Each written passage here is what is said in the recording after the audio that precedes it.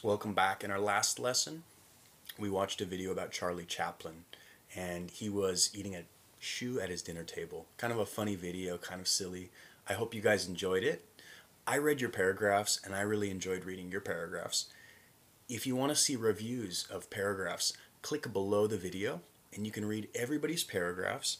You can also read my reviews of every paragraph.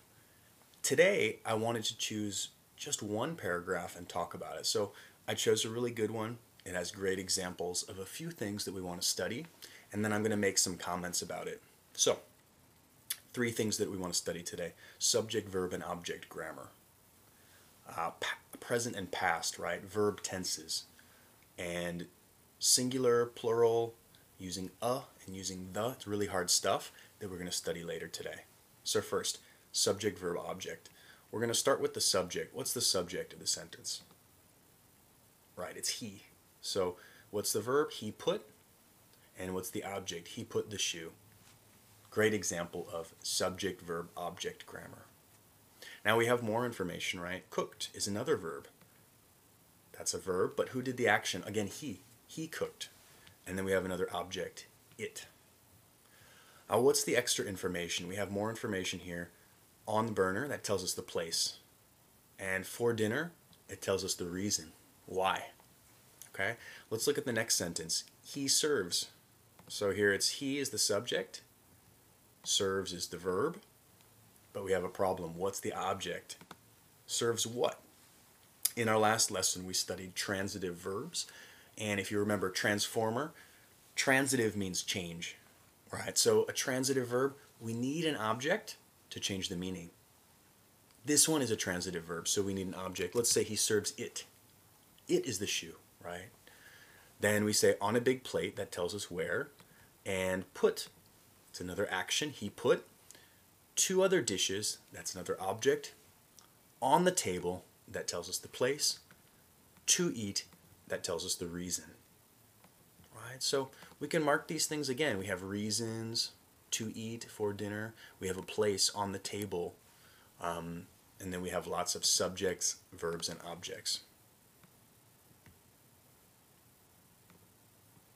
Okay, the next thing that we want to study is present and past. There was a little problem in the paragraph that I noticed.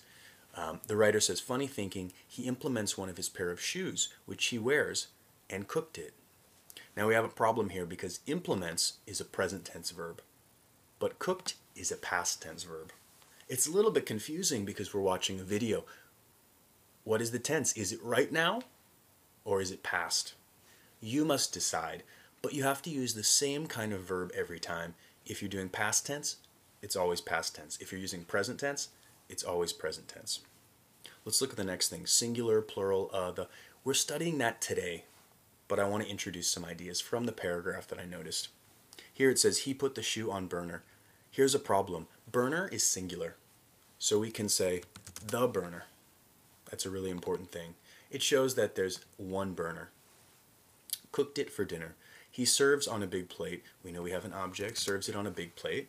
I loved how this author used articles like a big plate, because we're introducing the plate. The first time, we should say a. If you mention it later, you can say the plate, because it's the second time, and we're going to practice that today. The same thing here, we say the table. Now, the table is an interesting situation. Everyone is familiar with the table, so we always use the. It's a very specific idea. The last thing I want to mark is Thanksgiving Day.